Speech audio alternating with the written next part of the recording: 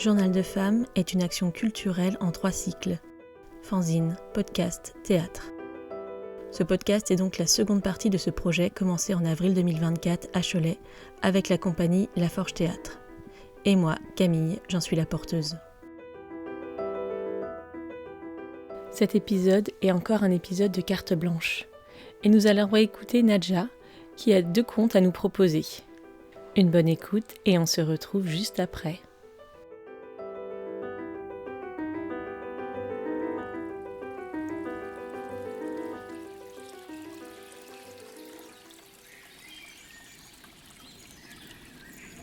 Le petit garçon est au bord de la rivière. Son regard est attiré par un caillou. Tiens, un caillou où autour du caillou il y a une ficelle. Oh, et au bout de cette ficelle, il y a un petit bout de papier avec de l'encre, mais on ne peut pas lire du tout ce qu'il y a marqué. Mais le petit garçon, il sait. Connais l'histoire, parce que c'est un caillou, oui, avec une ficelle et un petit bout de papier. Oh, bah c'est simple. Voilà, c'est ça l'histoire. C'est l'histoire d'une jeune fille qui a un travail, un appartement, une voiture, qui habite en ville. Et cette jeune fille va très bien, elle a un amant. Son amant vient régulièrement chez elle et souvent ils font faire des grandes balades où ils se voient régulièrement. Mais surtout, elle a un caillou de cœur. Un caillou qu'elle regarde tendrement souvent le soir pour s'endormir. Et ce caillou, elle l'adore. Elle pense souvent à son amant, normal, mais aussi avec un petit pincement, elle pense à la femme de son amant. Alors elle rigole un peu parce que voilà, elle sait que la femme de son amant fait des listes, des tonnes de listes, des listes pour les courses, pour les cadeaux, pour les vacances, pour le travail, pour les amis. Enfin bon, ça la fait rire, hein, sous cap.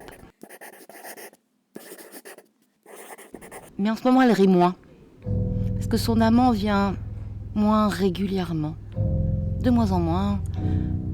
Ça s'espace de plus en plus.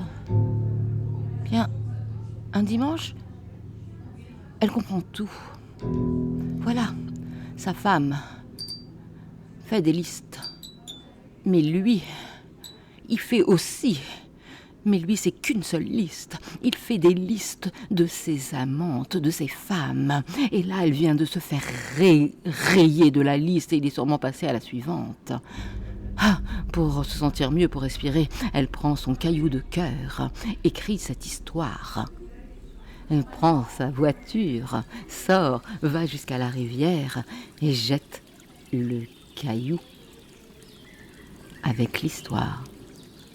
L'enfant, lui, ça l'amuse. Il aime ce caillou. Il le prend et il me l'a offert.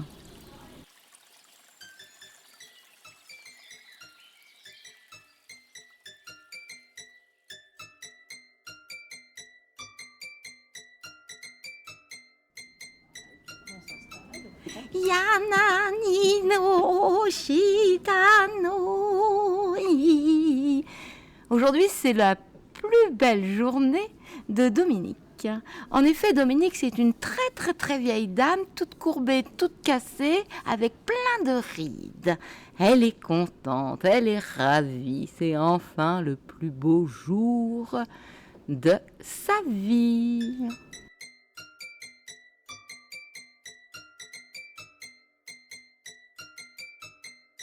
Voilà pourquoi Dominique a eu la chance de faire des études.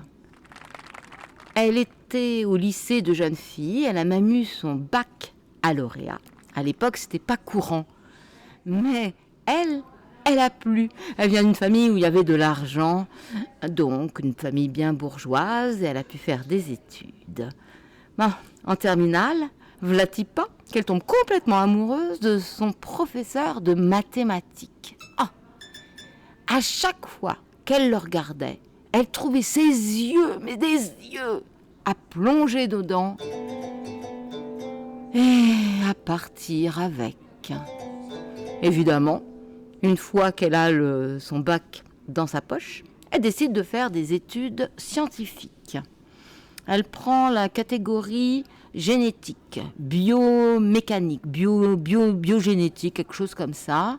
Où là, elle tombe amoureuse d'un de ses collègues.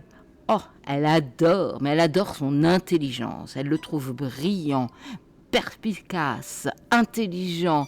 Dès qu'elle est avec lui, elle se sent complètement intelligente et elle l'adore. Elle aime son intelligence. Mais petit à petit, elle se rend compte qu'elle n'aime que son intelligence. Elle obtient ses diplômes. Elle devient une très grande chercheuse. Elle va de colloque en colloque, d'université en université, rencontre plein d'hommes.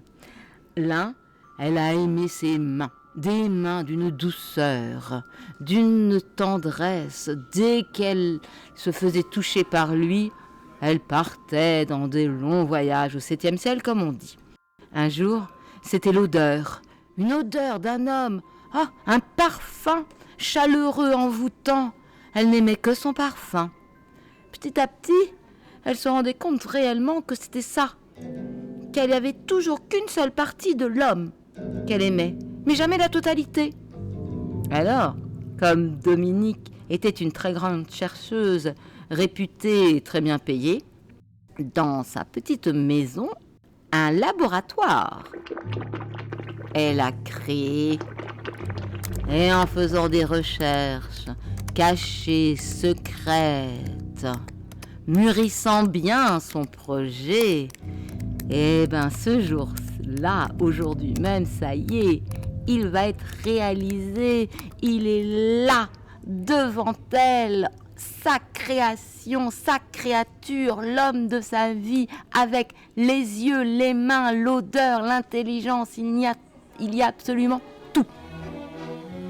T'as de beaux yeux, tu sais. Pas tout à fait. Il faut maintenant qu'elle introduise la petite puce au niveau de l'oreille droite. Mais Dominique est tellement émue qu'elle a son cœur qui bat à la chamade. Et en plus, Dominique est petite. Alors, elle prend une chaise parce que son homme est grand. Elle monte sur la chaise, mais son cœur qui tape, clac! Plus de battements. C'est peut-être une bonne chose. À vous d'en décider.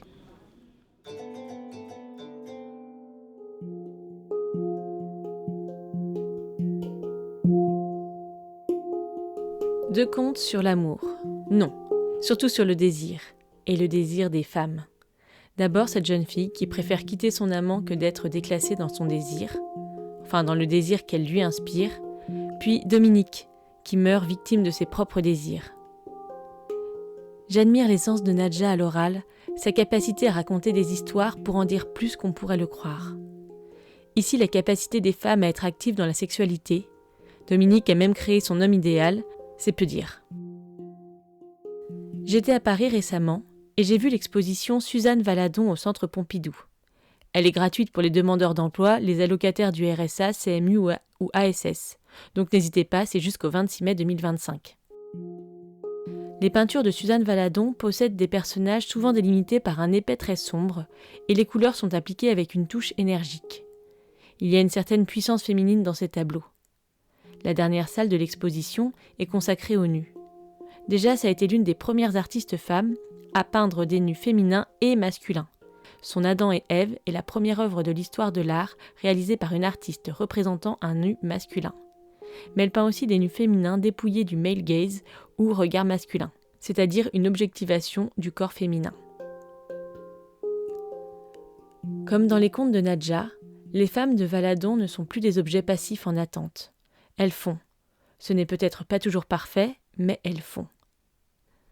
Ainsi font les petites marionnettes, dit la chanson. Moi je pense que faire, c'est déjà pas mal. Et c'est pourquoi l'action Journal de Femmes existe.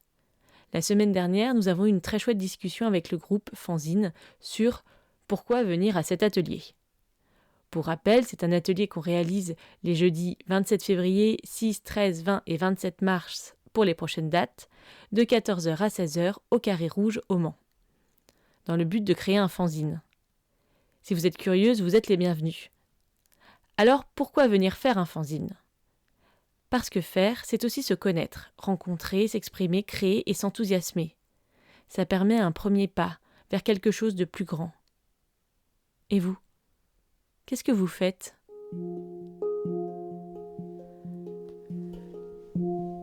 Journal de Femmes a reçu le soutien de la DRAC Pays de la Loire, de la Fondation Grand Ouest. Nous remercions aussi Aurélie et le Carré Rouge, l'espace convivialité des Quinconces, la scène nationale du Mans, pour nous accueillir chaque semaine. Le cycle 3, consacré au théâtre, commencera le 25 février à Cholet. Pour plus d'informations, vous pouvez nous écrire à théâtre.laforge@gmail.com. Vous pouvez nous suivre aussi sur Facebook et Instagram, vous aurez toutes les infos.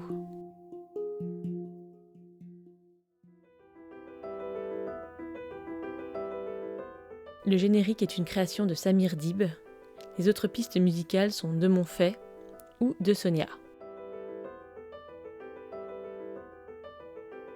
Un nouvel épisode est disponible chaque mercredi à 18h et nous vous remercions d'être toujours plus nombreux à nous écouter.